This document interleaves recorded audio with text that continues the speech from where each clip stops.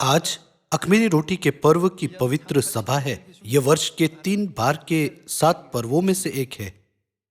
लगभग 3500 वर्ष पहले मूसा और इज़राइलियों ने मिस्र में पवित्र फसह मनाया, जिसने उन्हें दासवत की भूमि से मुक्त किया और कनान देश की ओर मार्ग खोल दिया। लाल समुद्र पार करने तक उन्हें कई कठिनाइयों का सामना करना पड़ा। परमेश्वर ने अख़मीरी रोटी के पर्व को उस समय के दुखों की याद दिलाने के लिए नियुक्त किया। यीशु मसीह ने फसह मनाया और अगले दिन अख़मीरी रोटी के पर्व की वास्तविकता के रूप में क्रूस पर मर गए। बाइबल हमें सिखाती है कि उन्होंने अख़मीरी रोटी के पर्व से संबंधित सभी भविष्यवाणियों को पूरा किया। इसलिए अख़मीरी रोटी का पर्व मसीह के जीवन और जुनून को देखने, हमारे पापों का पश्चाताप करने और मसीह के दुख में भाग लेने का पर्व है। इस प्रकार हम कह सकते हैं कि इस पर्व के जिस भाग पर हमें सबसे अधिक ध्यान देना चाहिए वह है क्रूस पर का उनका बलिदान। आज हमें केवल अपने दुख के बारे में नहीं सोचना चाहिए, इसके बजाय हमें मसीह के जीवन के मार्ग पर चलना चाहिए। यदि मसीह केवल स्वयं के लिए जीते तो उन्हें क्रूस उठाने की कोई आवश्यकता नहीं होती। उन्होंने अपना जीवन हम पापियों के लिए जिया। उनका जीवन केवल उनकी संतानों के लिए समर्पित था। क्या हम यह देखने में सक्षम नहीं है कि बाइबल में यह विश्वास का सच्चा मार्ग है जो परमेश्वर हमारे लिए चाहते हैं? पहला कुरिन्थियों अध्याय 13 में लिखा है, जब मैं बालक था तो मैं बालकों के समान बोलता था, बालकों का सा मन था, बालकों की सी समझ थी। यह आगे कहता है, परंतु जब सियाना हो गया तो बालकों की बातें छोड़ दी। यह पहला कुरिन्थियों अध्याय 13 के वचन है जिसे प्रेम का अध्याय कहा जाता है। जब हम अपने बालक के से विश्वास को छोड़ दे और एक सियाने विश्वास में बड़े हो जाए तो हम सबसे पहले दुख का सामना करेंगे। एक बार जब हम इस तरह का जीवन जीना शुरू कर देते हैं तो खुद के आनंद पर नहीं बल्कि दूसरों के आनंद पर केंद्रित होता है, तो हम आखिरकार पिता और माता को प्रसन्न करने वाले सिद्ध और संपूर्ण प्राणी के रूप में फिर से जन्म लेंगे। इस तरह हमें यह समझना चाहिए कि अख़मीरी रोटी के पर्व में बहुत गहरा अर्थ शामिल है और यह सोचना चाहिए, मसीह को परमेश्वर होने के बावजूद इस तरह के अपमान और घृणा को क्यों सहना पड़ा? उन्हें थप्पड़ मारा गया, उन पर थूका गया, उन्हें कांटों का मुकुट पहनाया गया, कोड़े मारे गए और भाले से उनका पंजर भेदा गया। क्यों उनके बगल के डाकुओं जैसे लोगों द्वारा भी उनका मजाक उड़ाया गया और उनकी ठट्टा की गई? उनके साथ यह सब होने के कारण हम ही थे। यदि मसीह केवल स्वयं के लिए जीवन जीते तो उनके लिए शरीर के तंबू में आने की कोई आवश्यकता नहीं होती, उनके इस पृथ्वी पर आने का कोई कारण नहीं होता और उन्हें क्रूस पर चढ़ाए जाने का कोई कारण नहीं होता। आज के अख़मीरी रोटी के पर्व के द्वारा हमें यह महसूस करना चाहिए कि स्वर्गीय पिता और स्वर्गीय माता ने वह सब तिरस्कार और उपहास प्राप्त किए जिसके हम योग्य हैं, क्योंकि उन्होंने स्वयं के लिए नहीं लेकिन हमारे लिए जीवन जिया। हमें इस तथ्य पर चिंतन करने के लिए भी समय निकालना चाहिए कि जो उद्धार हमें दिया गया है वह अत्यधिक मूल्यवान है। आइए हम एक साथ पहला कुरिन्थियों की पुस्तक अध्याय 13 पर जाए। पहला कुरिन्थियों अध्याय 13 आयत 9 में लिखा है, क्योंकि हमारा ज्ञान अधूरा है और हमारी भविष्यवाणी अधूरी, परंतु जब सर्वसिद्ध आएगा तो अधूरा मिट जाएगा। जब मैं बालक था तो मैं बालकों के समान बोलता था बालकों का सा मन था, बालकों की सी समझ थी, परंतु जब सियाना हो गया तो बालकों की बातें छोड़ दी।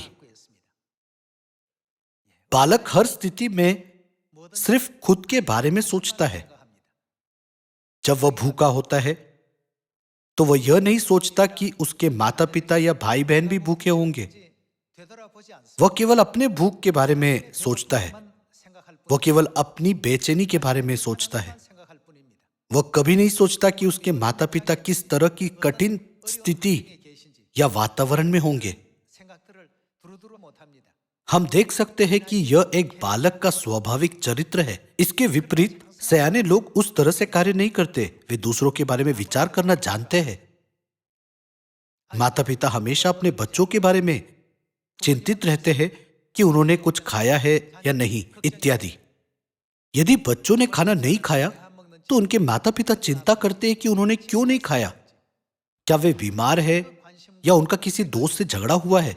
इस तरह माता पिता की चिंताएं और विचार हमेशा दूसरों पर केंद्रित होते हैं। पिता और माता हमारे जीवन के खातिर इस पृथ्वी पर आए। यदि वे अपनी ही महिमा के बारे में सोचते तो उनके लिए इस छोटे तुच्छ संसार में आने का कोई कारण नहीं होता। स्वर्गदूतों द्वारा सेवा किए जाकर और हर दिन प्रशंसा प्राप्त करते हुए उन्हें एक शानदार जीवन जीना चाहिए था, लेकिन उनकी एकमात्र चिंता हमारे बारे में थी। भाइयों और बहनों, परमेश्वर ने बच्चों का ऐसा चरित्र क्यों बनाया जो केवल खुद के बारे में विचार करता है, और परमेश्वर ने माता पिता का ऐसा चरित्र क्यों बनाया जो उनके बच्चों को भूख से पीड़ित न होने देता है, चाहे वे खुद कितने भी भूखे क्यों ना हो। इन सभी प्रश्नों का उत्तर पहला कुरिन्थियों की पुस्तक अध्याय 13 में पाया जा सकता है। इसी कारण पहला कुरिन्थियों अध्याय 13 को प्रेम का अध्याय माना जाता है। चूंकि मसीह हमसे बहुत प्रेम करते हैं तो उन्होंने स्वर्ग की महिमा को पीछे छोड़ दिया और इस पृथ्वी पर आए। वे केवल अपनी संतानों के उद्धार के लिए लोगों से अपमान और ठट्टों को सहने के मार्ग पर चले। आज के अख़मीरी रोटी के पर्व के द्वारा हम मसीह के इस बलिदान भरे मार्ग की पुष्टि कर सकते हैं। इसलिए फसह और सभी पर्व महत्वपूर्ण हैं, लेकिन अख़मीरी रोटी के पर्व का अर्थ समझे बिना हम कभी भी संपूर्ण विश्वास तक नहीं पहुंच पाएंगे। परमेश्वर हमें हमेशा सेवा करना, विचारशील होना और दूसरों को देना जैसी शिक्षाएं क्यों देते हैं। यदि हम अख़मीरी रोटी के पर्व का अर्थ ठीक से समझ ले तो हम अपने भाइयों और बहनों की देखभाल करेंगे, एक दूसरे के लिए समर्पित होंगे और विचारशील होंगे। निश्चित रूप से जब हम अख़मीरी रोटी के पर्व के अर्थ को सही तरह से समझेंगे तब हमारे हृदय प्रेम से भरे होंगे, जैसा कि पहला कुरिन्थियों अध्याय 13 में वर्णित है। आज से हमें अपने बालक जैसे विश्वास को फेंक देना चाहिए जो कहता है बस मेरे लिए कुछ करो। उसके बजाय हमें सोचना चाहिए हम अपने आसपास के सदस्यों के लिए क्या कर सकते हैं, मैं उन्हें क्या दूं। हमारे पिता और माता जिस मार्ग पर चले थे उस पर चलने के लिए हमें क्या करना चाहिए। आज अख़मीरी रोटी के पर्व के द्वारा हम सियानी संतानों के रूप में फिर से जन्म ले सकते हैं, जिनके पास एक गहरा और व्यापक मन है और जो दूसरों के प्रति विचारशील रहने के लिए पर्याप्त है। अख़मीरी रोटी के पर्व के अर्थ के बारे में आइए हम 2000 वर्ष पहले हुए एक दृश्य को देखें। आइए हम मत्ती अध्याय 26 पर एक नजर डालें। अध्याय 26 आयत 47। वह यह कह ही रहा था कि यहूदा जो 12 में से एक था आया और उसके साथ प्रधान याजकों और लोगों के पुरनियों की ओर से बड़ी भीड़ तलवारें और लाठियां लिए हुए आई। उसके पकड़ने वाले ने उन्हें यह संकेत दिया था, जिसको मैं चूम लूं वही है, उसे पकड़ लेना। और तुरंत यीशु के पास आकर कहा, हे रब्बी नमस्कार, और उसको बहुत चूमा। यीशु ने उससे कहा, हे मित्र, जिस काम के लिए तू आया है उसे कर ले।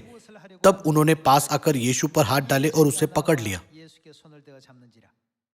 यीशु पहले से ही जानते थे कि यहूदा इस्करियोती उनके साथ विश्वासघात करेगा और उन्हें 30 चांदी के सिक्कों के लिए बेच देगा। भले ही वह यह सब जानते थे, लेकिन उन्होंने पहले से ही उसका पर्दाफाश नहीं किया, न ही उन्होंने यहूदा को रोका। ऐसा इसलिए है क्योंकि परमेश्वर ने पहले ही विभिन्न भविष्यवाणियों के द्वारा प्रकट कर दिया था कि उन्हें इस पृथ्वी पर अपनी संतानों के लिए प्रायश्चित के बलिदान के रूप में आना होगा और अंत में इन सभी भविष्यवाणियों को पूरा करना होगा। यहूदा इस्करियोती के विश्वासघात के बारे में पहले से जानने के बावजूद उन्होंने उस समय की प्रतीक्षा की। आखिरकार वह दिन आ गया और उन्हें इस दुखद विश्वासघात के अंतिम परिणाम का सामना करना पड़ा। आइए हम आयत 50 के साथ जारी रखें। यीशु ने उससे कहा, हे मित्र, जिस काम के लिए तू आया है उसे कर ले। तब उन्होंने पास आकर यीशु पर हाथ डाले और उसे पकड़ लिया। यीशु के साथियों में से एक ने हाथ बढ़ाकर अपनी तलवार खींच ली और महायाजक के दास पर चलाकर उसका कान उड़ा दिया। तब यीशु ने उससे कहा, अपनी तलवार म्यान में रख ले, क्योंकि जो तलवार चलाते वे सब तलवार से नष्ट किए जाएंगे।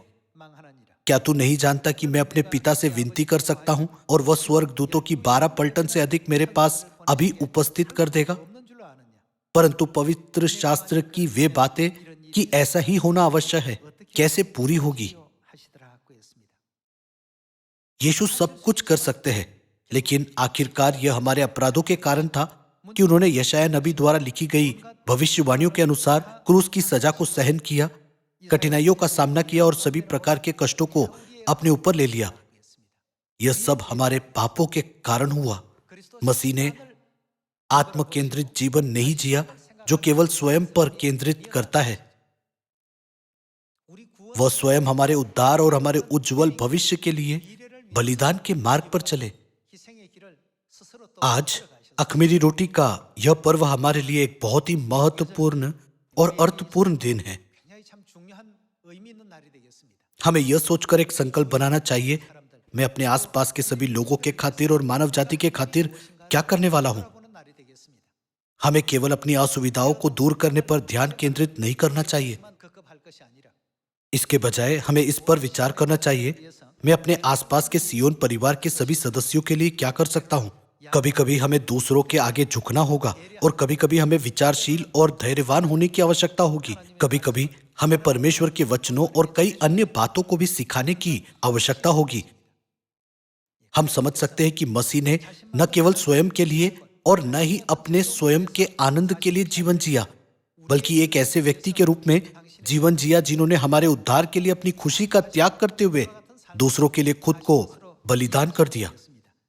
ये सभी शिक्षाएं अख़मीरी रोटी के इस पवित्र पर्व में समाहित है। हमें अख़मीरी रोटी के पर्व का अर्थ ठीक से समझाने के लिए यीशु ने पूछा, परंतु पवित्र शास्त्र की वे बातें कि ऐसा ही होना अवश्य है कैसे पूरी होगी? यीशु पहले से ही जानते थे कि उन्हें धोखा दिया जाएगा, फिर भी उन्होंने यहूदा को अपना एक चेला बनाया। उन्होंने उसे अपने पास रखा और उसकी देखभाल की। ऐसा जीवन जीना बहुत ही कठिन है। ठीक अपने बगल में उस व्यक्ति के होने के बावजूद जो अंत में उन्हें नुकसान पहुंचाएगा, मसीह ने फिर भी उसे प्रेम दिखाया और उस पर अनुग्रह उंडेला। दुनिया में परमेश्वर के अलावा कोई नहीं है जो जानबूझकर इस तरह से जी सकता है। कितनी बार हमने इस प्रेम को रोके रखा है और सियोन में अपने प्रिय भाइयों और बहनों को भी अनुग्रह दिखाने में असमर्थ रहे हैं। हमें पूरी तरह से महसूस करना चाहिए कि मसीह ने हमारे लिए ऐसा जीवन जिया जैसा कि हम अख़मीरी रोटी के पर्व का अर्थ समझते हैं। तो हमें केवल उनके क्रूस पर चढ़ाए जाने पर ध्यान केंद्रित नहीं करना चाहिए। यीशु को क्रूस पर चढ़ाए जाने तक उनके मन में क्या चल रहा था और उनके पास किस तरह के विचार थे, हमें आज इस मामले पर विचार करना चाहिए। प्रेरित पौलुस ने भी इस बात को महसूस किया और कहा, कौन हमें मसीह के प्रेम से अलग कर सकेगा? अब से मैं अपने भीतर मसीह के अलावा किसी और चीज को रहने नहीं दूंगा। इस प्रकार हम प्रेरित पौलुस के जीवन को देख सकते हैं, जिसने अपना पूरा जीवन मसीह की सेवा में समर्पित कर दिया। हमें अख़मीरी रोटी के इस पर्व को केवल उपवास का दिन नहीं समझना चाहिए या ऐसा दिन नहीं मानना चाहिए जब हम खा नहीं सकते और ना ही पर्याप्त नींद ले सकते हैं। इसके बजाय हमें मसीह के दुख के बारे में सोचना चाहिए। यह केवल ऐसा दिन नहीं है जब हमें भूख लगती है और नींद न लेने की बेचैनी महसूस होती है। हमें सोचना चाहिए सियोन के उन भाइयों और बहनों के लिए जो मेरे चारों ओर है, कितना अधिक कठिन और कष्टदायक होगा। हमारे स्वर्गीय पिता और स्वर्गीय माता को और कितना अधिक कठिन जीवन जीना पड़ा होगा। उन्होंने हमें पापों की क्षमा और उद्धार देने के लिए ऐसा जीवन जिया होगा। अख़मीरी रोटी के इस पर्व के पूरे दिन भर हम सभी को इस पर्व के अर्थ पर चिंतन करने और संपूर्ण एहसास प्राप्त करने में सक्षम होना चाहिए। आइए हम मत्ती अध्याय 26 के साथ जारी रखें। आयत 59। प्रधान याजक और सारी महासभा किसकी खोज में थे? यीशु को मार डालने के लिए उसके विरोध में झूठी गवाही की खोज में थे। उन्होंने यीशु के खिलाफ झूठे गवाहों का इस्तेमाल करके मसीह पर दोष लगाया, झूठा आरोप लगाया और उनकी निंदा। भले ही मसीह इन सब बातों को जानते थे, लेकिन उन्होंने धैर्यपूर्वक सब कुछ सहा और स्वीकार किया। आइए हम आयत 60 पर जाए। परंतु बहुत से झूठे गवाहों के आने पर भी न पाई।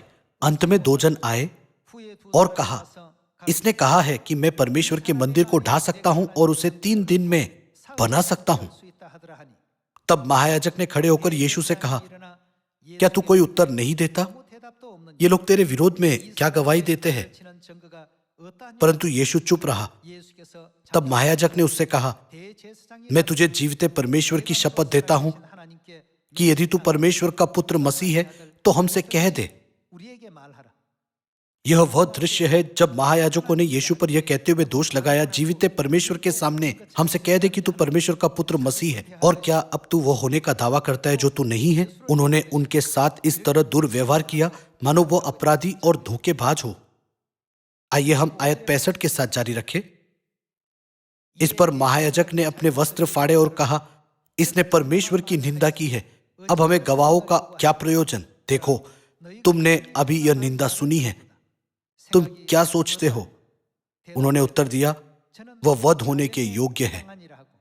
तब उन्होंने उसके मुंह पर थूका और उसे घूंसे मारे। दूसरों ने थप्पड़ मार के कहा, हे मसीह, हमसे भविष्यवाणी करके कह कि किसने तुझे मारा। इस प्रकार उन्होंने उनके मुंह पर थूका, उन्हें घूंसे मारे और उनके मुंह पर मारा। भले ही हम पापी हैं, यदि हमारे साथ ऐसा कुछ होता तो हम इस तरह के अपमान पर क्रोधित होते और इस तरह के दुर्व्यवहार से क्रोधित हो जाते। भले ही वह परमेश्वर है, लेकिन उन्होंने हमारे सभी पापों को क्षमा करने के लिए इन सभी कष्टों को सहा। उनका बलिदान हमारे लिए था। एक बार फिर आज के अख़मीरी रोटी के पर्व के द्वारा हमें इसे महसूस करना चाहिए और सच्चा पश्चाताप करना चाहिए। सुसमाचार की पुस्तकों के लेखकों ने यीशु के साथ एक चोर से भी बदतर व्यवहार किए जाने के दृश्यों को दर्ज किया। यह सब हमारे पापों के कारण हुआ। आइए हम अध्याय 27 पर जाए। अध्याय 27 आयत 21। हाकिम ने उनसे पूछा, इन दोनों में से किसको चाहते हो कि मैं तुम्हारे लिए छोड़ दूं? उन्होंने कहा, बरअब्बा को। पिलातुस ने उनसे पूछा, फिर यीशु को जो मसीह कहलाता है क्या करूं? सब ने उससे कहा, वह क्रूस पर चढ़ाया जाए। यह वह दृश्य है जब यीशु के साथ एक क्रूर हत्यारे से भी बुरा व्यवहार किया जा रहा था। और भले ही यीशु निर्दोष थे, लेकिन उन्हें क्रूस पर चढ़ाया गया था। सीधे शब्दों में कहे तो हम एक ऐसा दृश्य देख रहे हैं जहां इन लोगों ने उन्हें मारने की अपनी दृढ़ इच्छा और अभिलाषा प्रकट की। आइए हम आयत 27 पढ़े। तब हाकिम के सिपाहियों ने यीशु को किले में ले जाकर सारी पलटन उसके चारों ओर इकट्ठी की और उसके कपड़े उतारकर उसे लाल रंग का धागा पहनाया और कांटों का मुकुट गूंथकर उसके सिर पर रखा और उसके दाहिने हाथ में सरकंडा दिया और उसके आगे घुटने टेक कर उसे थट्टों में उड़ाने लगे और कहा, हे यहूदियों के राजा, नमस्कार। और उस पर थूका और वही सरकंडा लेकर उसके सिर पर मारने लगे। जब वे उसका थट्टा कर चुके तो वो बागा उस पर से उतार कर फिर उसी के कपड़े उसे पहनाए और क्रूस पर चढ़ाने के लिए ले चले। ये सभी दृश्य हमें असहनीय और अपमानजनक क्षण दिखाते हैं जो मसीह ने झेले थे। यह सब अपमानजनक व्यवहार उनके द्वारा किए गए किसी काम के कारण नहीं था, बल्कि इस कारण था कि हमने पाप किया था। यह वह बातें हैं जो हमारे साथ होनी चाहिए थी। परमेश्वर की संतानों को यह कभी नहीं भूलना चाहिए कि वो हमारे बदले दुख के इस मार्ग पर चले। क्योंकि हम इस तथ्य को भूल जाते हैं तो हम अक्सर केवल वही चीजें करने की कोशिश करते हैं जो हमें आरामदायक लगती है और जो हमें पसंद है और जिसका हम आनंद लेते हैं। दूसरों के लिए काम करने के बजाय अपने विश्वास का जीवन जीते हुए हम आसानी से स्वयं की संतुष्टि और आनंद की खोज करते हैं। इन गलत मार्गों पर चलने से हम अपने पापी स्वभाव के अधीन हो जाते हैं और वह काम करते हैं जिनसे परमेश्वर प्रसन्न नहीं होते। यह सब इसलिए है क्योंकि हम अपना जीवन केवल वही करते हुए जीना चाहते हैं जो हमें पसंद है। यदि हम ऐसा ही होने देते हैं तो फिर हमारे पाप का बोझ कौन उठाएंगे? हमारे स्वर्गीय पिता और माता को हमारे पापों का बोझ बार बार उठाना होगा। आज हमें इन मामलों पर और अधिक गहराई से विचार करना चाहिए। हमें यह कहते हुए दृढ़ संकल्प निर्धारित करना चाहिए कि हम अपने आप को कभी भी पाप में फंसने नहीं देंगे और ना ही पाप के दासत्व के अधीन होंगे। इसी कारण प्रेरित पौलुस ने अपने जीवन को मसीह के मार्ग पर चलने वाले दुख के जीवन के रूप में वर्णित किया। अब आइए हम रोमियो की पुस्तक अध्याय 8 पर एक नजर डालें। अध्याय 8 आयत 16। आत्मा आप ही हमारी आत्मा के साथ गवाही देता है कि हम परमेश्वर की संतान हैं, और यदि संतान है तो वारिस भी, वरन परमेश्वर के वारिस और मसीह के संगी वारिस है, कि जब हम उसके साथ दुख उठाए तो उसके साथ महिमा भी पाए। क्योंकि मैं समझता हूं कि इस समय के दुख और क्लेश उस महिमा के सामने जो हम पर प्रकट होने वाली है कुछ भी नहीं है। परमेश्वर के पवित्र आत्मा से प्रेरित होकर प्रेरित पौलुस ने एक ऐसा जीवन स्वीकार किया जो मसीह के मार्ग का अनुसरण करता है। उसने प्रथम चर्च के सभी संतों को और साथ ही आज हमें इन सब शब्दों से सिखाया। हम परमेश्वर के वारिस और मसीह के संगी वारिस है कि जब हम उसके साथ दुख उठाए तो उसके साथ महिमा भी पाए। यहां दुख अपने पाप के कारण होने वाले दुख को नहीं दर्शाता। मसीह का दुख वह पीड़ा और दुख था जिसे उन्होंने हमारे बदले सहन किया। भले ही वह निष्पाप थे, वह हमारे उद्धार के लिए था। तब हमें भी सियोन के हमारे भाइयों और बहनों को और अपने आसपास के अन्य लोगों को आनंद देने में सक्षम होना चाहिए, ठीक जैसे अब्राहम ने किया जब उसने अपने भतीजे लूत से कहा, यदि तू बाई ओर जाए तो मैं दाई ओर जाऊंगा, यदि तू दाई ओर जाए तो मैं बाई ओर जाऊंगा। उसके चाचा के रूप में पहले अब्राहम के पास वो सब कुछ लेने का अधिकार था जो वह चाहता था, लेकिन उसने अपने भतीजे को अनुमति दी और उसे पहले चुनने दिया। भाइयों और बहनों, बाइबल में लिखे गए अतीत के इन सभी दृश्यों को देखकर हम उन लोगों की एक झलक पा सकते हैं जिनके पास एक बालक का विश्वास था और जिनके पास सयाना विश्वास था। बीज बोने वाले किसान का मुख्य उद्देश्य इसे बढ़ने देना और पतझड़ के मौसम में फसल उत्पन्न करना है। इसकी तुलना आत्मिक खेती से करे तो परमेश्वर चाहते कि हम सभी जल्दी से सियाने बने। वह चाहते हैं कि फसल जल्द से जल्द पक जाए। वह नहीं चाहते कि हम उन लोगों के रूप में बने रहे जो एक छोटे से अंकुर के विश्वास के समान है। परमेश्वर चाहते कि हमारा विश्वास बढ़कर सियाना बने। फिर भी हम में से बहुतों का विश्वास अभी भी एक बालक के समान है। हम में से कुछ सियाना नहीं बनना चाहते और बड़े नहीं होना चाहते। तब हमारे गलत कामों का परिणाम क्या होगा? हम सभी को विकसित होना और सियाना होना चाहिए। मसीह जिस दुख के मार्ग पर चले, उस मार्ग पर चलते हुए केवल स्वयं की भावनाओं और आनंद को संतुष्ट करने की कोशिश करने के बजाय हमें हमेशा यह सोचते हुए विश्वास का जीवन जीना चाहिए, मुझे परमेश्वर के लिए और परमेश्वर के सभी संतों के लिए क्या करना चाहिए। क्योंकि प्रेरित पौलुस ने इसे समझा तो उसने कहा, कौन मुझे मसीह के प्रेम से जो उन्होंने मुझे दिया है अलग कर सकेगा? क्या उसने भी संकल्प बनाकर मसीह के समान बनने और उनके जैसा जीवन जीने का निश्चय नहीं किया था? आइए हम रोमियो अध्याय 8 के वचनों के द्वारा परमेश्वर की इच्छा को सीखना जारी रखें। अध्याय 8 आयत 35। कौन हमको मसीह के प्रेम से अलग करेगा? क्या क्लेश या संकट या उपद्रव या अकाल या नंगाई या जोखिम या तलवार? जैसा लिखा है, तेरे लिए हम दिन भर घात किए जाते हैं, हम वध होने वाली भेड़ों के समान गिने गए हैं। परंतु इन सब बातों में हम उसके द्वारा जिसने हमसे प्रेम किया है जयवंत से भी बढ़कर है, क्योंकि मैं निश्चय जानता हूं कि न मृत्यु, न जीवन, न स्वर्गदूत, न प्रधानताएं, न वर्तमान, न भविष्य, न सामर्थ्य, न ऊंचाई, न गहराई और न कोई और सृष्टि हमें परमेश्वर के प्रेम से जो हमारे प्रभु मसीह यीशु में है अलग कर सकेगी।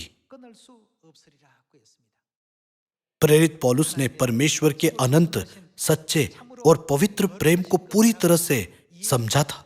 उसने इस कारण को महसूस किया कि मसीह को, भले ही वह सर्वशक्तिमान परमेश्वर थे, क्रूस पर क्यों चढ़ाया गया था और उन्होंने चुपचाप अपनी ही सृष्टि से सभी प्रकार के उपवास और निंदा को क्यों सहन किया।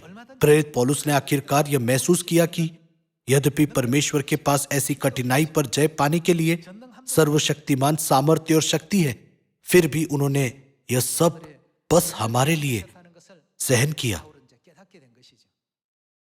यह महसूस करते हुए जब उसने भी 39 कोड़े खाए, तब उसने इसे कुछ दर्दनाक नहीं माना। वह मसीह के बारे में प्रचार करते हुए कैद होने से नहीं डरा। वह केवल खुद पर ध्यान केंद्रित करने वाले जीवन से मुक्त हुआ था। इस दुनिया की कोई भी चीज उसे सीमाबद्ध नहीं कर सकती थी। अपनी स्वयं की संतुष्टि के लिए जीने के बजाय उसने अपने विश्वास को उस स्तर तक बढ़ाया जहां वह समझ सका कि कैसे ठीक से मसीह की सेवा करनी है। वह अपने लिए नहीं बल्कि परमेश्वर के लिए जिया। आज हमें अख़मीरी रोटी का पवित्र पर्व मनाते हुए उस विश्वास को स्मरण करना चाहिए। अख़मीरी रोटी का पर्व सिर्फ इसलिए नहीं मनाया जाता क्योंकि हम सिर्फ आराधना में शामिल होते हैं। इस पर्व को सही तरह से मनाने के लिए हमें प्रेरित पौलुस के समान विश्वास प्राप्त करने का प्रयास करना चाहिए। उसने आत्मविश्वास से कहा, कौन हमें मसीह के प्रेम से अलग कर सकेगा। प्रेरित पौलुस ने अपने जीवन में हर उस चीज का त्याग किया जिसका उसने आनंद लिया था। उसने ऐसी किसी भी चीज को निकाल दिया जो थोड़ी सी भी परमेश्वर के विरुद्ध हो सकती थी। क्योंकि उसने इस तरह एक सुंदर जीवन जिया, तो वह भौतिकवादी चीजों और सांसारिक अभिलाषाओं को छोड़कर परमेश्वर के करीब आने में सक्षम था। इसलिए उसने कहा, अब मैं जीवित ना रहा पर मसीह मुझ में जीवित है। क्या उसने पूरी तरह से ऐसा जीवन नहीं जिया जो मसीह को प्रसन्न करता है? ऐसे कार्यों का अंतिम परिणाम क्या था? वह यह कहने में सक्षम था, अब मेरे लिए धर्म का मुकुट रखा हुआ है। भाइयों और बहनों, हमें नई वाचा को किसी निश्चित पर्व में या किसी नियुक्त दिन पर आराधना में शामिल होने का मामला नहीं मानना चाहिए। हमें अपने आप से पूछना चाहिए, इस पर्व के द्वारा परमेश्वर मुझसे क्या कहना चाहते हैं और वह मुझे किस प्रकार का व्यक्ति बनाना चाहते हैं। हम सभी को इन सवालों पर चिंतन करने में सक्षम होना चाहिए। उन शब्दों को समझते हुए जिन पर हमारी स्वर्गीय माता हमेशा जोर देती है कि हमारा सुसमाचार अच्छा दुख है। आइए हम हमेशा स्मरण रखें कि सुसमाचार का कार्य वास्तव में एक अच्छा दुख है, क्योंकि यह हमारे आनंद के लिए नहीं है, तो यह कभी कभी हमारे लिए दर्दनाक और कठिन हो सकता है। हालांकि हमें परमेश्वर की महिमा करने के लिए और दूसरों के खातिर सभी दर्द को सहना चाहिए, ताकि हम अपने पड़ोसियों और अपने भाइयों और बहनों को शांति दे सके। यह कहा जा सकता है कि यह अच्छा दुख है जो हम मसीह के सुसमाचार के सैनिकों के रूप में प्राप्त करते हैं। पिता सबसे पहले इस दुख के मार्ग पर चले और हमारी माता आज भी उसी मार्ग पर चल रही है।